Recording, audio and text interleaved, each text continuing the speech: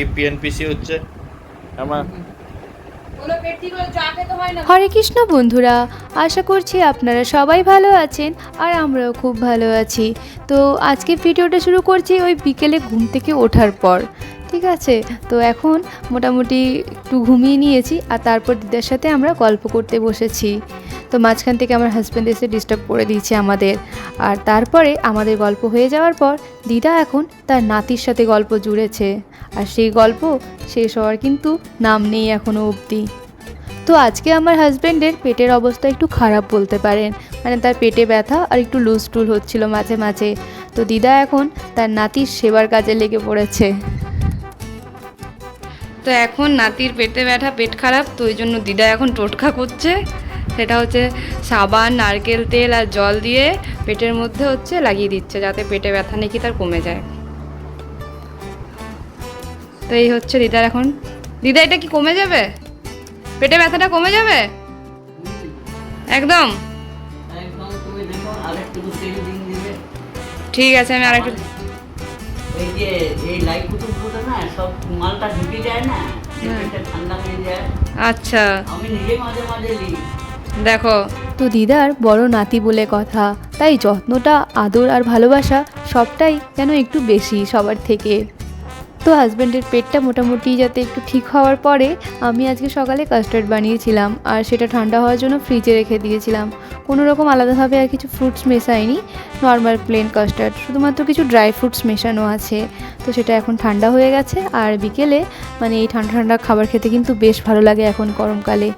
তো এখন সেটাই সবাইকে সার্ভ করে দিচ্ছি।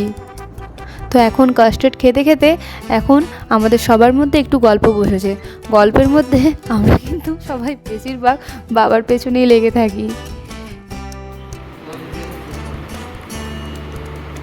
বাবার সারা দিনের রাতের সঙ্গী হচ্ছে সারা দিনের রাতের সঙ্গী হচ্ছে তার একমাত্র এক লতা হেডফোন। তো এখন যেহেতু ওর শরীরটা একটু ঠিক আছে, তো আমরা ভাবলাম যে টুকটাক কিছু বাজার করার আছে, তো সেটা আজকে করে নিতে পারি। তো এই কাস্টার্ড খেয়ে নেওয়ার পর আমরা এখন দুজনেই বেরিয়ে পড়বো বাজারের উদ্দেশ্যে। তো এখন বাড়ি থেকে বেরিয়ে পড়েছি আমাদের বাড়ির সবার পার্সোনাল ড্রাইভারের সাথে। তো ওকে যেতে যেতে সেটাই বলছিলাম। তো এরকমই যেতে যেতে নানা রকম গল্প কথা এইসব চলছে। আর আজকে আমরা যাচ্ছিলাম বেনাচিতিতে, কারণ শ্রীরদাসটা ওয়েস্ট বেঙ্গলের বাইরে সাধারণত কোথাও দেখিনি, আমি দেখিনি। তো এখন যেহেতু বাইরে যাব আমরা, তো যাওয়ার আগে আমি ভাবলাম একজোড়া জুতো যদি হচ্ছে শ্রীরদাস থেকে নেওয়া হয় তাহলে বেশ ভালো হয়। তো একজোড়া নিতে গিয়ে বেশ ভালো মতোই আমি জুতো নিয়ে ফেলেছিলাম। তো এখন আমাদের জুতো কেনাও হয়ে গেছে, আর তারপরে এখন আমার হাজব্যান্ড বিলিংয়ের কাউন্টারে আছে। তো পেমেন্ট হয়ে যাওয়ার পর আমরা এখান থেকে তারপরে বেরিয়ে যাব সিটি সেন্টারে। কিন্তু এই বেনাচিতিতে মানে এই 4 হুইলার রাখা কিন্তু খুব কষ্টকর ব্যাপার। আর সিলেদাসের যে রাস্তাটা, সেখানে রাখার জায়গা মানে আশেপাশে মানে একদম কাছাকাছি নেই, তো একটু দূরেই গাড়িটা রাখতে হয়েছে। তো তারপর এখন আমরা হেঁটে হেঁটে ওই গাড়ির কাছে যাব, আর তারপরেই চলে যাব সিটি সেন্টারের জাংশনে। ওখান থেকেও কিছু কেনাকাটা করার আছে। তো টুকটাক মোটামুটি সব জায়গা থেকে যেগুলো আর কি লাগবে সেগুলো মানে একটু টুকটাক করে কিনে নিচ্ছি। তো এখান থেকেও আমাদের মোটামুটি যেগুলো কেনার ছিল কেনা হয়ে গেছে। আর এরপর আমরা ফেরার পথে এখন আমরা যাব ছর্তি ভাইয়ের বাড়িতে, কারণ আমার হাজব্যান্ডের আর আমার দুজনেরই একমাত্র আদরের ভাগ্নি আজকে সাইকেল চালাতে গিয়ে পড়ে গেছে। তো সেই তার হাত দেখার জন্যই আমরা গেছি। তো এখন তার মামা তার হাত রীতিমতো হচ্ছে ধরবেই, আর সে হচ্ছে সেই যে জায়গায় লেগেছে সেই জায়গাটিতে তার মামাকে হাত দিতে দেবে না। তো সেই নিয়েই এখন কথাবার্তা চলছে। আর তারই মাঝে আমাদের ছোটো জামাইবু আমাদের জন্য আইসক্রিমও এনে দিয়েছে। তো এখন বসে বসে সবাই আমরা আইসক্রিম খাচ্ছি আর নিজেদের মধ্যে কিছু টাইম স্পেন্ড করছিলাম। আর এটা পরের দিনের সকাল। তো এখন আমরা সবাই রেডি হয়ে গেছি, সকাল সকাল স্নান করে আমরা সবাই মিলে এখন যাব ইসকন মন্দিরে পুজো দেওয়ার জন্য।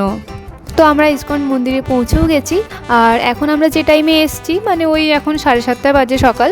তো এখন আমরা মন্দিরের যে শৃঙ্গার আরতি বা দর্শন আরতি যেটাই বলুন, সেটা আমরা কিন্তু দর্শন করতে পারবো। আর এই সকাল সকাল মন্দিরের পরিবেশও কিন্তু একদম শান্ত স্নিগ্ধ, মানে খুব ভালো লাগে। আর এরকমই তো মন্দিরে এসে মন সবারই ভালো হয়ে যায় ভগবানের দর্শন করে। তো এখন বেশ ভালো লাগছে মন্দিরে এসে। আর আমাদের দুর্গাপুর ইস্কন মন্দির কিন্তু খুবই সুন্দরভাবে সজ্জিত হচ্ছে দিন দিন। মানে প্রথমে যা দেখেছিলাম তার থেকে এখন তো অনেক অনেক সুন্দর হয়ে গেছে। আর এই যে মঞ্চটা, এই মঞ্চতে মন্দিরে যদি কেউ কোনো অনুষ্ঠান করে থাকে, যেমন ধরুন বিয়েবাড়ি বলুন বা পৈতে বাড়ি বা অন্নপ্রাশন বা শ্রাদ্ধা অনুষ্ঠান, তো সেই সমস্ত অনুষ্ঠান এই মঞ্চেতেই হয়। আর এই সামনেই হচ্ছে রেস্টুরেন্ট আছে মন্দিরে, সেখানে কিন্তু অনেক সুস্বাদু হচ্ছে মহাপ্রসাদ পাওয়া যায়। আর যদি কেউ অনুষ্ঠানও করতে চায় তো সেখানের জন্য আলাদাভাবে সেই রেস্তোরাঁরও ব্যবস্থা আছে। তো এখন আমরা শৃঙ্গার আরতি দর্শন হয়ে গেছে আমাদের, আর এখন হচ্ছে আমরা মন্দিরের পরিক্রমা লাগাচ্ছি।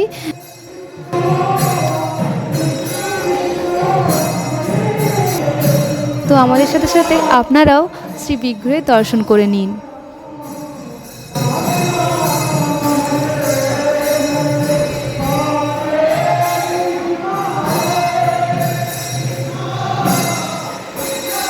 তো এখন হচ্ছে গুরু পূজা চলছে।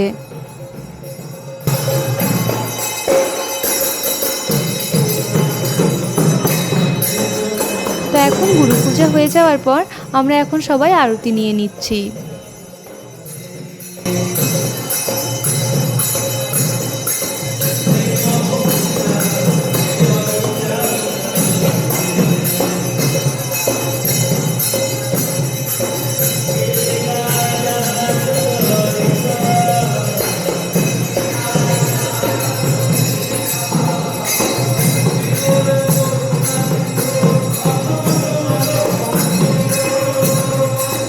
তো এখন আমাদের সাথে সাথে আপনারাও এই মন্দিরের আরতির সুন্দর একটা পরিবেশ আর মন্দিরের আরতির যে গান বা যেভাবে আরতি হয়ে থাকে সেটাও আপনারাও দর্শন করে নিন।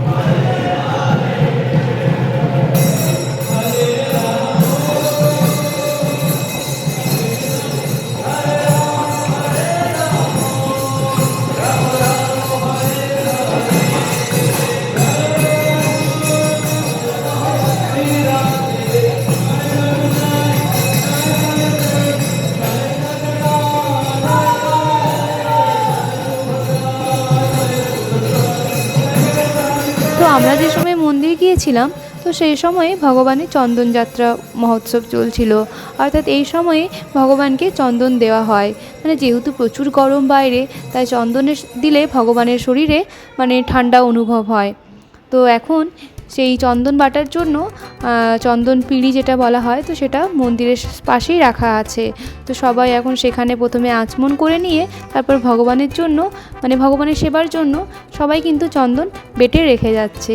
তো আমরাও সেই মানে আমাদেরও সেই সৌভাগ্য হয়েছিল সেই চন্দন মহোৎসবে মন্দিরে অংশগ্রহণ করার। আর বাড়িতে আমাদের গোপুসোনাদের তো এই চন্দন সেবা এখন রোজ হচ্ছে। পুজো দর্শন হয়ে যাওয়ার পর এখন আমরা সবাই চরণামৃত নিয়ে নিয়েছি। আর তারপরে মন্দিরের ভেতরেই একটি দোকান আছে, সেখানে আমাদের কিছু ভগবানের জিনিস কেনার ছিল। তো আমরা এখন সেখানেই যাচ্ছি কিছু কেনার জন্য। আর দোকান বন্ধ ছিল, কারণ এখন প্রভুদের হচ্ছে ব্রেকফাস্ট করার টাইম, কিন্তু প্রভুরা আমাদের জন্যই হচ্ছে দোকানটা কিছুক্ষণের জন্য খুলে দিয়েছিল। তো তারপর তাড়াতাড়ি করে যে জিনিসপত্র নেওয়ার ছিল সেগুলো নিয়ে আমরা বেরিয়ে গেছি, কারণ তারপরে প্রভুরা আবার এখন ব্রেকফাস্টের জন্য যাবে। তাও যতটা পেরেছি মন্দিরের ভেতরে সেই দোকানের যে অংশটা সেটা আপনাদের সামনে কিছুটা তুলে ধরেছি।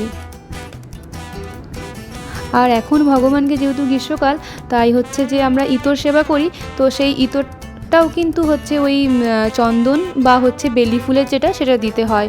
তো আমাদের সেই ঘরের ইতরটাও শেষ হয়ে গিয়েছিল, তো সেই ইতরটাও আমরা চন্দনের এখান থেকেই নিয়ে নিলাম আজকে। তারপর আমরা মন্দির থেকে বেরিয়ে চলে এলাম এই মন্দিরেরই গোশালাতে আর প্রভুপদ নার্সারিতে। এখানে হচ্ছে অনেক রকম চারা গাছ পাওয়া যায়, এখান থেকে চাইলে মানে কিনে নিয়ে গিয়ে বাড়িতেও লাগানো যায়। আর অনেক রকমের হচ্ছে ফুলের কিন্তু আর গাছের কালেকশন থাকে। আর এখন আমরা গোশালার ভেতরে যাচ্ছি গোমাতাদের কিছু সেবা করার জন্য। তো এখানে গোমাতাদেরও কিন্তু খুব সুন্দর করে ব্যবস্থা করে রাখা হয়েছে। গোমাতাদের মাথার ওপরে কিন্তু এই গরমের জন্য মানে ফ্যানেরও ব্যবস্থা করা হয়েছে। মানে খুব সুন্দরভাবে কিন্তু গোমাতাদের এখানে সেবা করা হয়।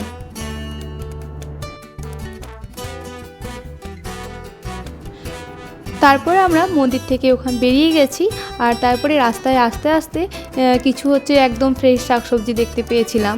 মানে যাওয়ার সময়ই আমার ওই কুমড়ো ফুলের দিকে নজর গিয়েছিল, ঠিক আছে। তো তখনই মাকে বলছিলাম, মা আসার সময় কিন্তু কুমড়ো ফুল নেব। তো এখন সেখানেই কিন্তু নেমে পড়েছি কুমড়ো ফুল নেওয়ার জন্য। আর শুধু কুমড়ো ফুল না, তার সাথে সাথে কিন্তু পাট শাক আর কুমড়োটা যেটা ছিল সেটাও দেখে বেশ ভালো মনে হচ্ছিল, মানে পুরো লাল লাল মনে হচ্ছিল মিষ্টি হবে, তো সেটাও সাথে নিয়ে নিয়েছি। তো এখন এই সব বাজার করে এখন আমরা বাড়ির উদ্দেশ্যে রওনা দিলাম। তো আজকে তো সকালটা আমাদের খুব ভালোভাবে শুরু হলো, ভগবানের দর্শন করলাম। আর তারপরে সমস্ত কিছু হয়ে যাওয়ার পর আবার বাড়ি ফেরার পথে ফ্রেশ শাকসবজিও নিয়ে নিলাম। তো আজকের দিনটা আমাদের শুরুটা খুব ভালোভাবে হলো। তো আপাতত ভিডিওটা এই পর্যন্তই। আপনাদের যদি আমার এই ভিডিওটি ভালো লেগে থাকে তাহলে অবশ্যই আমার চ্যানেলটিকে সাবস্ক্রাইব করে লাইক শেয়ার কমেন্ট করবেন। আর ফেসবুকও পেজটিকে ফলো করবেন। হরে কৃষ্ণ বন্ধুরা, ধন্যবাদ। সুস্থ থাকবেন, ভালো থাকবেন।